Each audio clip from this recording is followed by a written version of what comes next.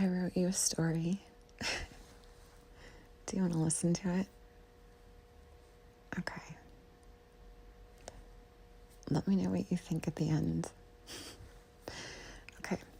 It's called The Light in the Last Window. Very mysterious. Okay. All right, so just relax. Lay back. However you want to get comfortable. Make sure you're breathing very evenly. Breathe a few times and just decompress. Okay. Here we go. This one's called The Light in the Last Window. In a quiet town that most maps forgot to finish drawing, there was a narrow street that curved like a sleepy cat stretching in the sun. The street had no name anyone could remember, only that it smelled like rain even when it hadn't rained.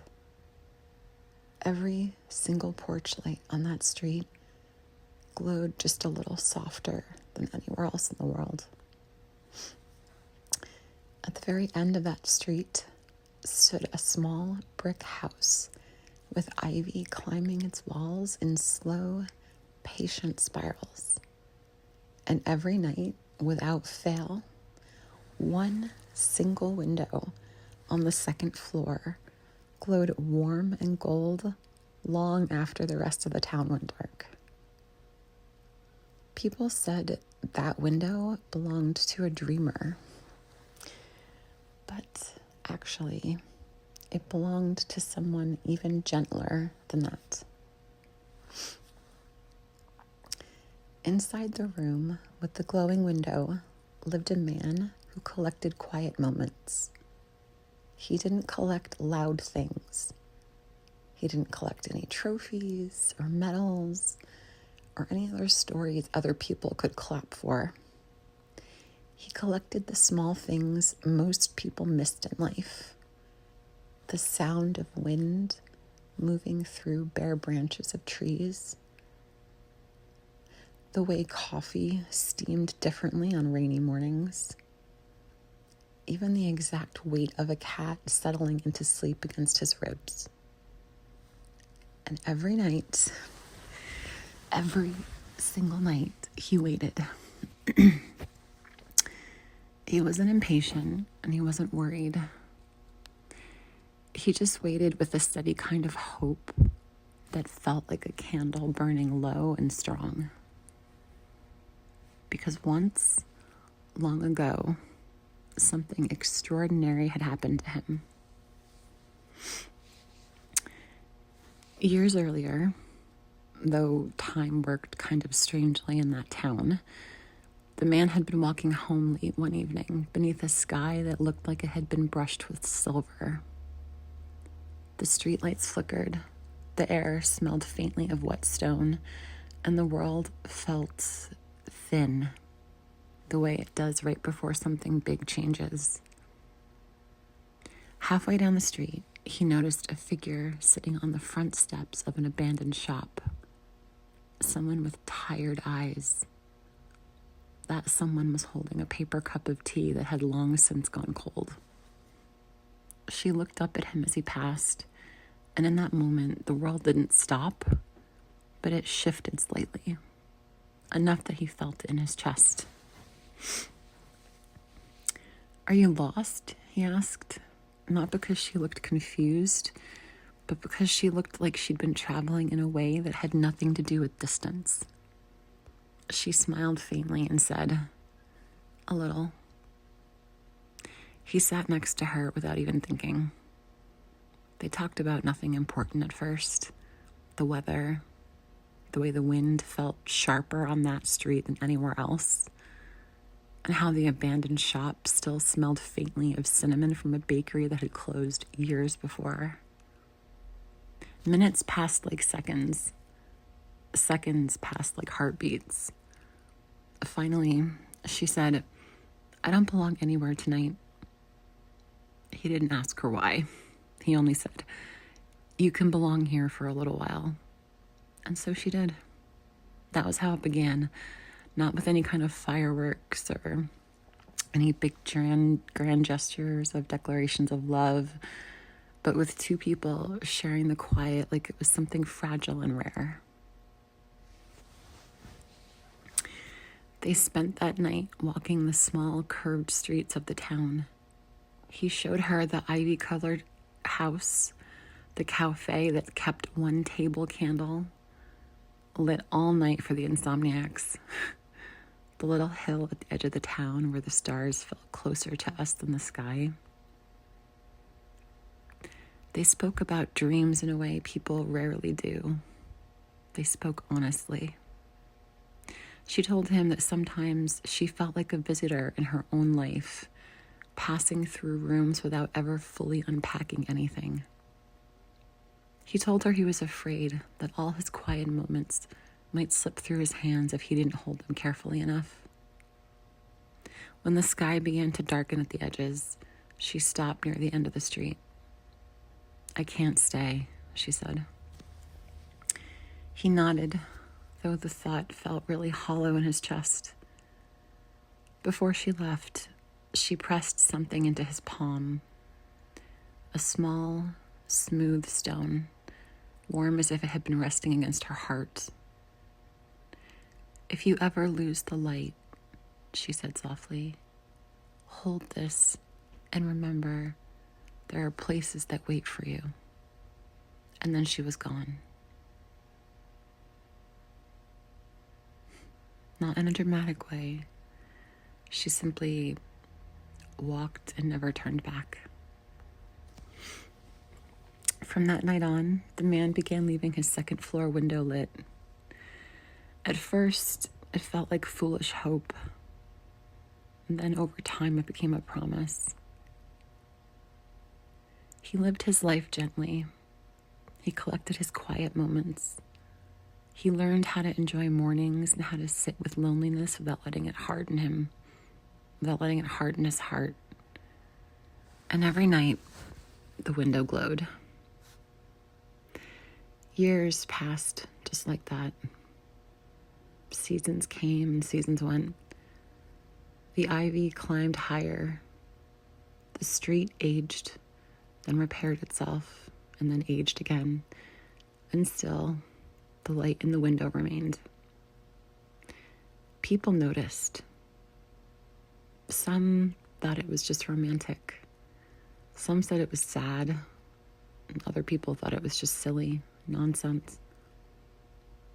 But none of them understood what it means to be changed by a single light. Far from that town, far enough that maps grew unreliable, there was another life unfolding.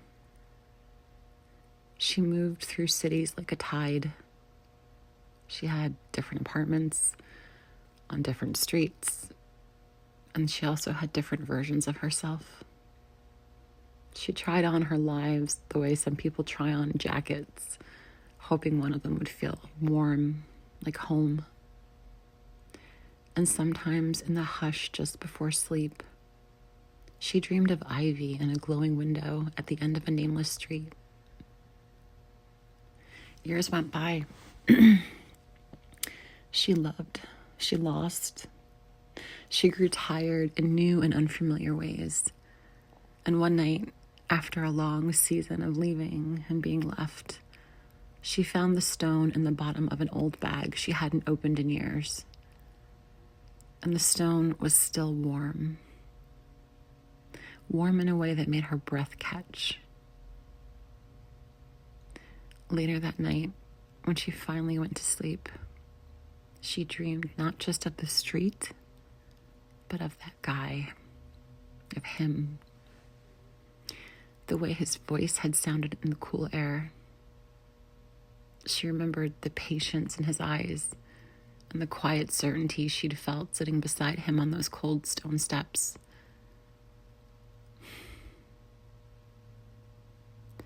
When she woke up that morning, she knew. It was a calm, silent knowing It was steady knowing. She packed a small bag. She left a note no one knew how to read and followed the tug she'd felt in her chest for a very long time. The town hadn't changed much. The street still curved like a resting cat. The air still smelled faintly of rain. The ivy still climbed the brick wall in patient green spirals. And at the very end of the street, the window was glowing. She stopped at the edge of the light, as if afraid it might vanish if she moved too quickly. So for a moment, she only stood there. Then, with every breath in her body, she climbed the steps. She knocked on the door. Inside, the man had been sitting by the window as he always did, a cup of tea cooling beside him on the table, his quiet moments carefully arranged around him like familiar stars. When she knocked, it startled him. No one ever knocked anymore. He got up quickly, quietly, and opened the door slowly. And there she was. Not a memory or a dream. Not something imagined too often and too gently until it blurred. She was actually real. She looked up into his eyes, and this time she did not sit on the steps and say she was lost. This time she said, "I found my way back." For a moment, neither of them spoke. Some silences are just too full for words. And then he stepped aside and said gently, as simply as he had all those years ago, "Come in."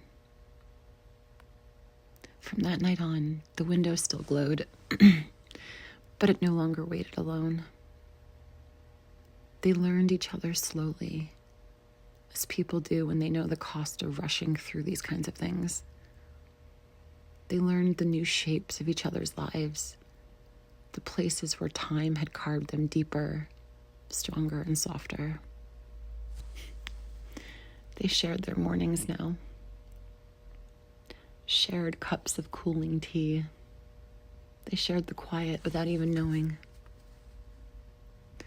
Sometimes she would wake up in the night just to watch him breathe, steady and warm, just beside her. And sometimes he would wake up before her and brush his thumb softly over her knuckles just to make sure she was still real. The town noticed the change. The light in the window softened, not because it was dimmed, but because it no longer had to reach so far. Years later, because stories do go on even after they feel like they're complete, a child once asked them, "Why do you still leave the light on at night in the window?" The man looked at the woman sitting next to him and smiled. She answered first, "Because once, a long time ago, someone left a light on for me." The man thought about her words and added quietly, "And because some people don't know they're on the way home until they can see where to go." That night, long after the town had fallen asleep, the light in the last window continued to glow. Steady, warm, and patient. It was a reminder that sometimes the longest journeys are not across distance. They're across time, and they are still worth it. And that's my story. Let me know what you think. I hope you had a good time listening, and I will talk to you later. Bye.